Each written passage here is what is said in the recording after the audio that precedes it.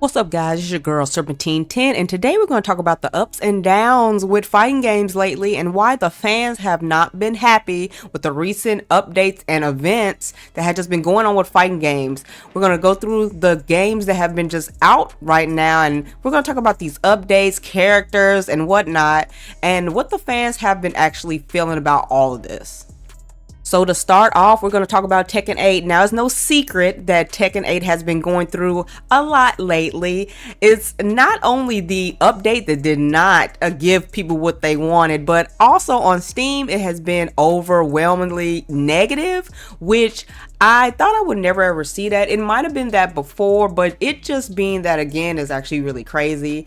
And it kind of is bad because I feel like Anna Williams being the new character, she just kind of got lost in the sauce. I really haven't seen anybody talk about her at all. And I feel like with all the backlash and all the bad things with the updates and the changes, nobody has talked about this character at all. So I don't really even know what she's about.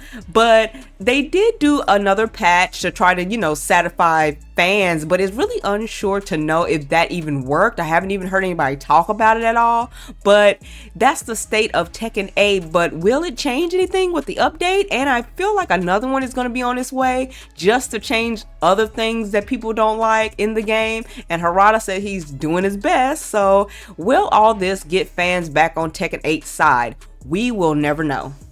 It seems like Street Fighter is always quiet about what they're doing, and with Elena coming out in June and there being a new edition on the Switch 2, does have a lot of fans scratching their heads because they're trying to figure out if this is only on the Switch 2, is it going to be on consoles, is it going to be on Steam? Nobody knows. And also, where are the costumes?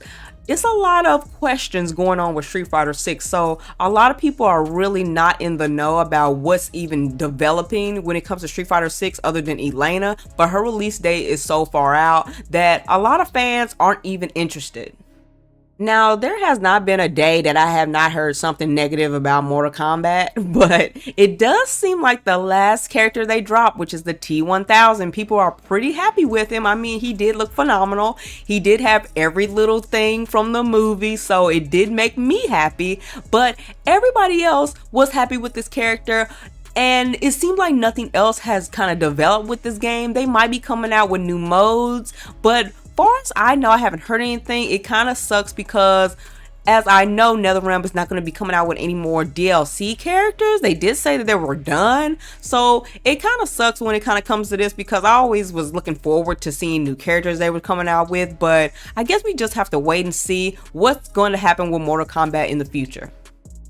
Now, the elephant is definitely in the room when it comes to Fatal Fury City of Wolves. Now, right when these two characters were announced, people were not happy. So with having Cristiano and Salvador on this roster, day one, people were scratching their heads. I always thought that they were going to just be DLC, but later I found out that they're on the base roster. Now, a lot of people feel like these characters are stupid. They shouldn't be there. They're taking up space.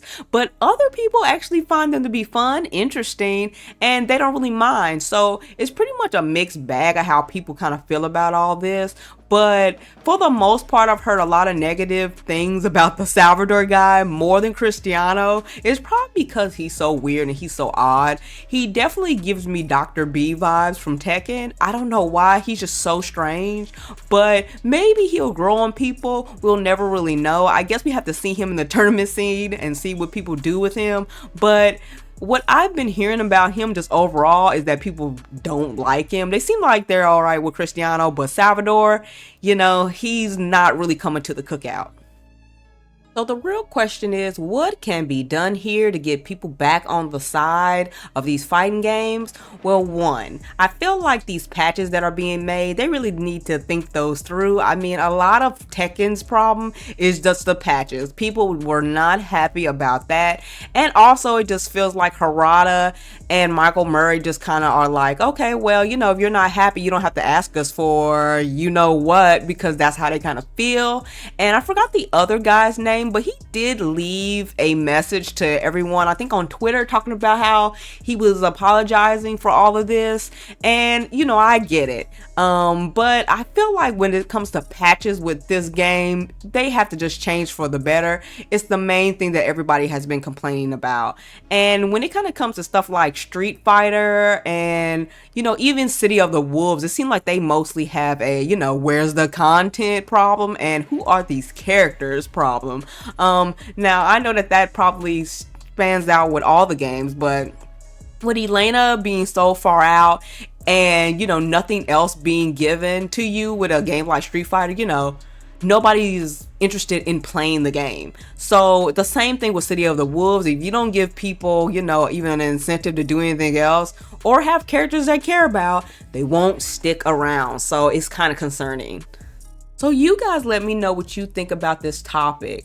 Has all these fighting games just made everyone upset? I mean, don't get me wrong, there's probably a lot of people that are okay with all of this.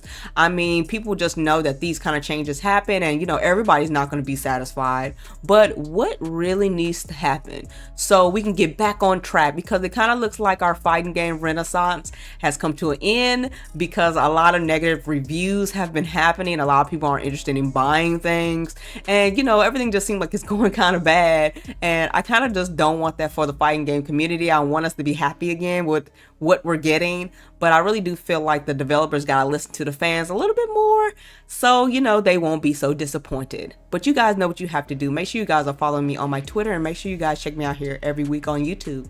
Until next time, guys, peace.